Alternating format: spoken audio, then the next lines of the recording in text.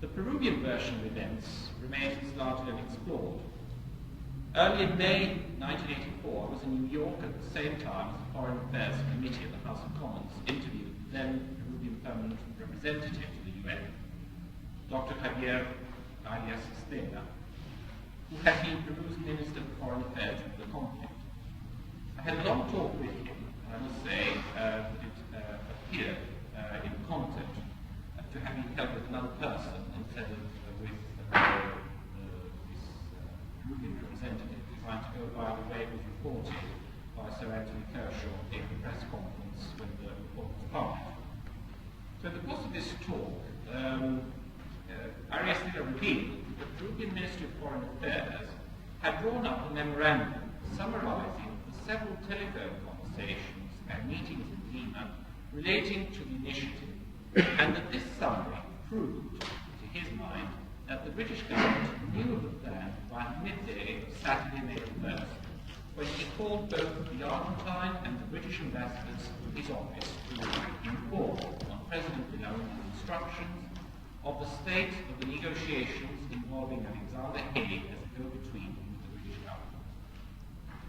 Arias stresses that far from the mere outline that Sir Francis Pym has dismissed with typical British haughtiness, even at that early stage, what later came to be known as the 7 points were then explained consecutively to both ambassadors. Arias told me that the best way of securing access to these documents was to contact a career diplomat in Lima, Mr. Hubert Yellen, then one of the highest civil servants in that ministry, and at this moment, Vice Minister for Foreign Affairs under President Alan Garcia. Time went by, and personal inquiries led nowhere. Having travelled to Lima with Tandiel to establish whether these documents existed, I had improved my contacts in Lima slightly and tried to get them to verify whether the said documents were around, if they were to make them. One of these contacts, José Rodríguez Elizondo, then the foreign news editor of the weekly Caritas, spoke to Wieland, who confirmed that the documents did exist and that they should be organically requested by the Labour Party. This refers to the point that was earlier on taken up with you, Mr. Department. The son of the proprietor of the Peruvian daily El Comercio, Alejandro Quesada Jr., reportedly made the same check and came back to me with the same answer concerning the existence of the documents. A few days later, Tandiel phoned Hubert Wieland to his office in Lima, and in perfect English, he was assured that the Peruvian papers detailing the timings of conversations and their content did exist. He suggested that the letter might help secure copies. The letter was sent, it hasn't been answered. If the Peruvian evidence is around, and since the Foreign Affairs Committee was aware of my exchanges with Arias Stella, given my letters to them and the letter published in The Guardian late in 1984, why was no effort made to secure these papers? This, I must add, is a question aimed primarily at the Foreign Affairs Committee, as well as to my colleagues in the British media in general. Are we sufficiently aware, has it been sufficiently thought through, that Clive Ponting did not have access, in his own admission, to the Foreign Office papers relating to the Peruvian initiative, even though he tells me he repeatedly requested them? Is it not intriguing that a Foreign Office official, who must remain unnamed, told one of the researchers of the famed panorama program on Belgrano that the FCO had masses of telling evidence? Why did the Peruvians refrain from publishing information? That I can answer. Not for the first time, former President Fernando Belgrano recently explained in an interview with a journalist in Peru, Fernando Flores Arauz, in another respected Peruvian weekly, Oiga, published on the 27th of October 1986. It's a misprint in my handout. It says September, it should be October. And I quote former President Belgrano's words: "I do not want to say all I know because I intend to promote harmony. After the conflict, there was a lot of internal politicking, especially in England, both against and in favour of Mrs. Thatcher, and I have no wish to become involved in that. This is on pages 46 and 47 in my translation. The same interview reports that Belaunde showed, quote, 6 large volumes, unquote, of documents. Belaunde is quoted as having said, quote, regarding the talks, we were in touch and I can prove it with several documents which are in my possession. There are furthermore in this article 2 photographs of Belaunde with papers in his house in Lima.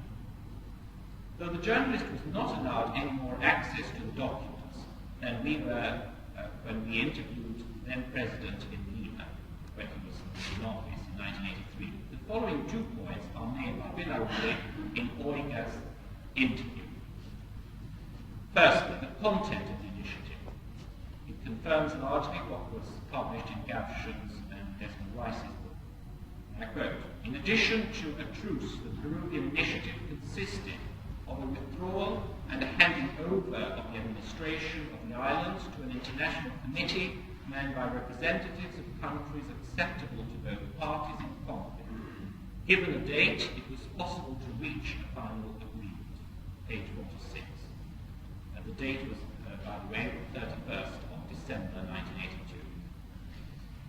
But to my mind, the most important revelation that appears in this interview is the following one.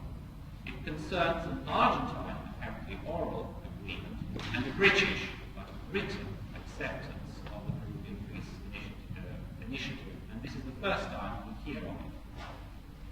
I quote, the truth of the matter is that Belaunde's proposal, continues the aforementioned Peruvian journalist, quote, came to be accepted by the Argentines. And on the 2nd May, the same day the ground was sunk, the British ambassador in Lima, Charles Wallace, gave Belaunde his country's written confirmation agreeing to the peace plan. He had been in charge of convincing the British. End of quote, page 46 of the article in Oiga.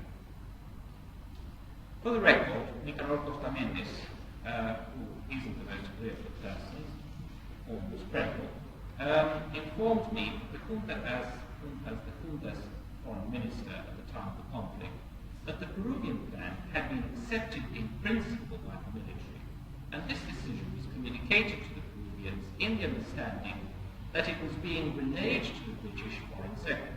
The reason he held for this acceptance was that the Hague initiatives allowed the British to retain possession of the islands as it was envisaged that they would be under British administration. This was unacceptable, according to Mr. Mendes, as there was then no guarantee that there would ever be any substantive progress. The Peruvian plan was different in this crucial aspect for its implementation.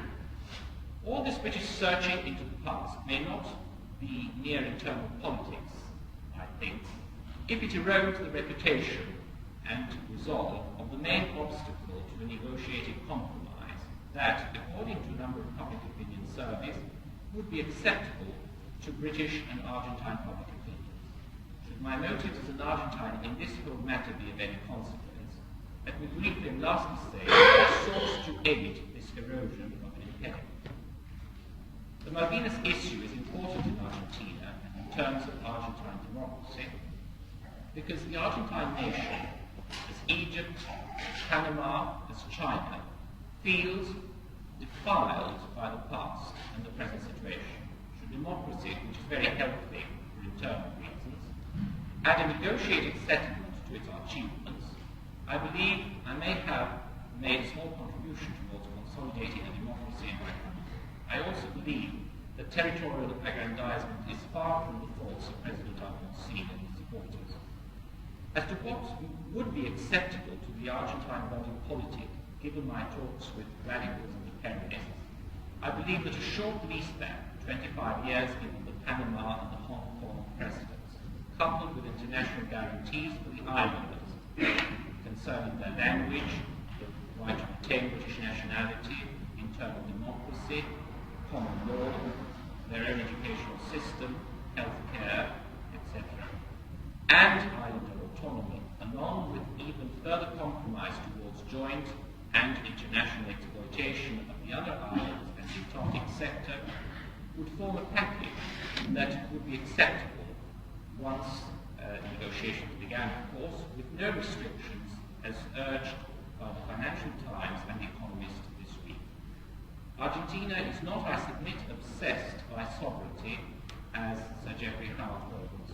It has been through the British prevarications between 1966 and 1982, documented in the Frank's report that could have been written by an Argentine, that the reasons for Argentine behaviour arise.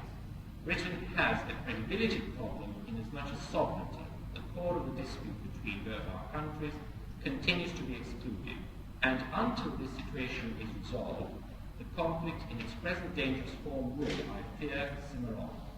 The latest moves by the UK government will only make things appreciated.